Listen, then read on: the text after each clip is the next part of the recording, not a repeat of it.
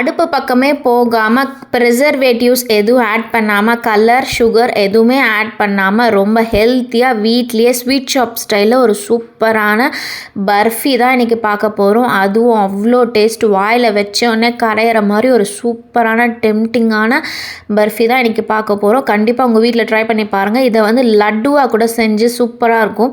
இதை 2 விதத்துலையும் செஞ்சு காட்டியிருக்கேன். வாங்க எப்படி செய்கிறது பார்க்கலாமா? இப்போது 1 கப்பு பொட்டுக்கடலை, இது வந்து நல்லா எலும்புகளை நல்லா ஸ்ட்ராங்காக வச்சுருக்கோம், அதனால் அதை ஆட் பண்ணிக்கிட்டேன்.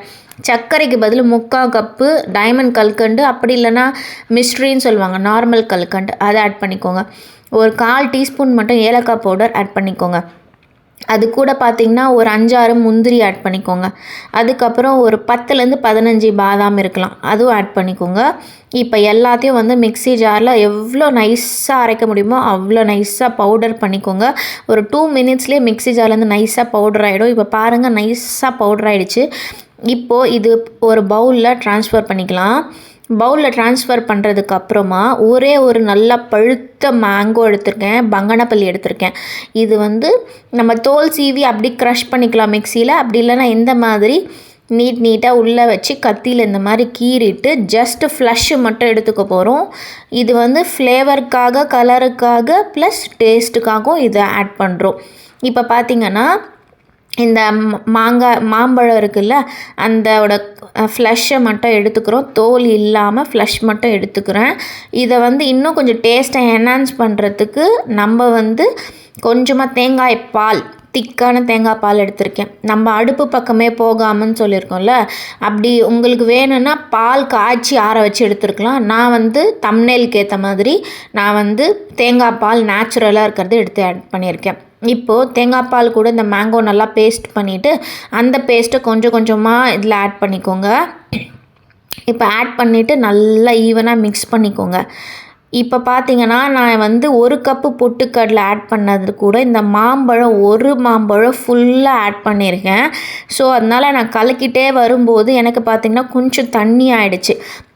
மாவு வந்து இந்த மாதிரி தண்ணி பதத்தில் வந்ததுக்கப்புறம் உங்களுக்கு வேணும்னா பொரி ஆட் பண்ணிக்கலாம். அப்படி இல்லைன்னா நான் வந்து இன்றைக்கி என்ன ஆட் பண்ணியிருக்கேன் பார்த்திங்கன்னா, நான் அகெயின் வந்து திருப்பி 1 கப்பு பொட்டுக்கடலை ஆட் பண்ணிட்டேன்.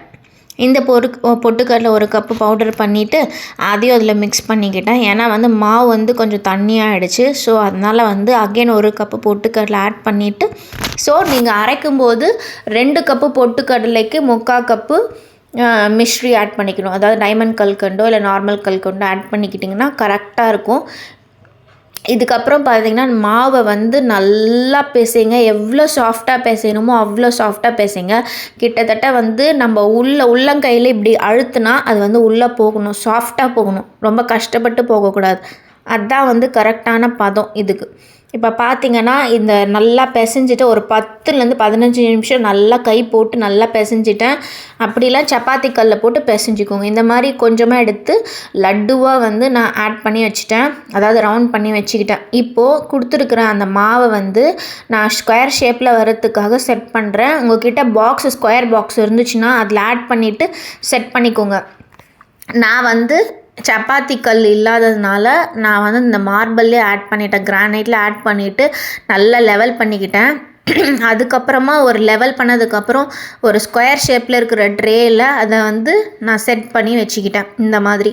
இப்போது கார்னர்ஸ் எல்லாம் நம்ம வந்து கட் பண்ணி நீட்டாக எடுத்துகிட்டு வந்துடணும். ஏன்னா வந்து இது ஸ்கொயர் ஷேப்புக்கு நம்ம ஸ்வீட் ஷாப் ஸ்டைலில் எடுத்துகிட்டு வரணும் இல்லையா?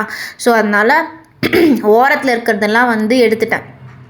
ஓரத்தில் இருக்கிறத மொத்தமாக 4 கார்னர்ஸை வந்து அழகாக ரிமூவ் பண்ணியாச்சு. ரிமூவ் பண்ணதுக்கப்புறம் அது மேலே பார்த்திங்கன்னா உங்களுக்கு சில்வர் ஃபாயில் பேப்பர் இருந்துச்சுன்னா ஆட் பண்ணுங்கள், அப்படி இல்லைனாலும் பரவாயில்ல. நான் வீடியோ கொஞ்சம் அந்த அழகாக தெரியணும் அப்படின்றதுக்காக நான் சில்வர் ஃபாயில் பேப்பர் ஆட் பண்ணியிருந்தேன்.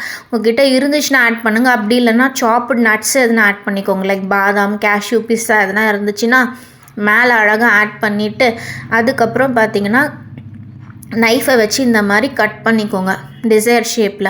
நான் வந்து ஸ்கொயர் ஷேப்பில் இன்றைக்கி கட் பண்ணியிருக்கேன். 4 ஷேப்ஸில் ஸ்கொயர் ஷேப்பில் கட் பண்ணிவிட்டு அதுக்கப்புறம் இதை வந்து ஏர் டைட் கண்டெய்னரில் போட்டு சேவ் பண்ணி வச்சுக்கோங்க. குழந்தைங்களுக்கு ஸ்நாக்ஸ் பாக்ஸாக இதை வந்து கொடுத்துடலாம். ஆக்சுவலி 10 நிமிஷமே இது ரொம்ப அதிகம். எல்லாத்தையும் கடகடன்னு செட் பண்ணி வச்சிட்டிங்கன்னா கரெக்டாக 10 மினிட்ஸ் தான் ஆகுது செய்கிறதுக்கு. அதனால் இது தேங்காய் பால் எடுக்கிறதுக்கு தான் கொஞ்சம் உங்களுக்கு டைம் எடுக்கும். இது எல்லாம் வந்து ரொம்ப ஈஸி தான். அப்படி உங்களுக்கு தேங்காய் பால் எடுக்க டைம் இல்லைன்னா காய்ச்சி ஆற வச்ச பாலை யூஸ் பண்ணிக்கோங்க, நல்லாயிருக்கும் டேஸ்ட்டு கூட. இப்போ பாருங்கள் எவ்வளோ சாஃப்டாக இருக்குது பாருங்கள். இதோட கரெக்டான பதம் என்னென்னா பிசு பிசுப்புன்னு இல்லை பாருங்கள். பிடிச்சிருந்தால் லைக் பண்ணி ஷேர் பண்ணி கமெண்ட் பண்ணி சப்ஸ்கிரைப் பண்ணுங்கள்.